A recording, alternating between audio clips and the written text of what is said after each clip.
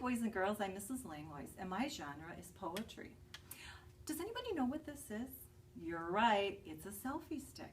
I got this summer after I got together with my friend, Mrs. Brahan. She had brought this to one of our parties and took it, and I thought, I have got to get one of these selfie sticks. So here are some of my first selfies that I took at my brother's, Dan's daughter's wedding, my sister and my brother.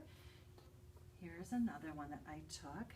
After a while, they got mad at me, and I finally said, you have to put my selfie stick away. I was getting a little carried away with it, so I did. And another one that I went through, I have to share, Miss Madison and I went golfing, and I take it to the golf course. And one of my favorite ones is Mrs. Brahan. We got together with our dogs, and we took a selfie with our dogs. Here's Dexter, and here's Chance. They weren't very cooperative that day, but it's still a cute picture of us. And then the final one is with my friends. We always take a picture out on the dock with my friends at Deb's cabin, and we always struggle trying to set up the camera to get a picture of all of us. And of course, this year I brought my selfie stick.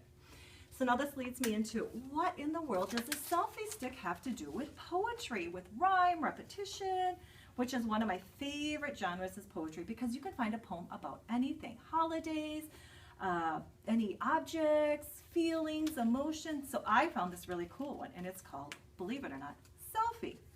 And I'm going to read it to you because I think it's really a fun poem. I tried to take a selfie when I was all alone. I never should have done it. It broke my mobile phone. I guess I'm not so pretty. I thought that I was cuter. I snapped one with my laptop and busted the computer. I cracked my father's camera, my mother's iPad too. This shouldn't be so difficult. I don't know what to do. At last I got a selfie, perhaps the worst one yet. I posted it online today. It broke the internet. And this one is by Ken Nesbitt. He's one of my favorite authors. Another one that's a funny one too is For Laughing Out Loud. If you like the funny poems. Another great poet is Shel Silverstein, and I think most of you know all his poems. And that'll be one of our genres that we look at this year. So, and that is it, poetry.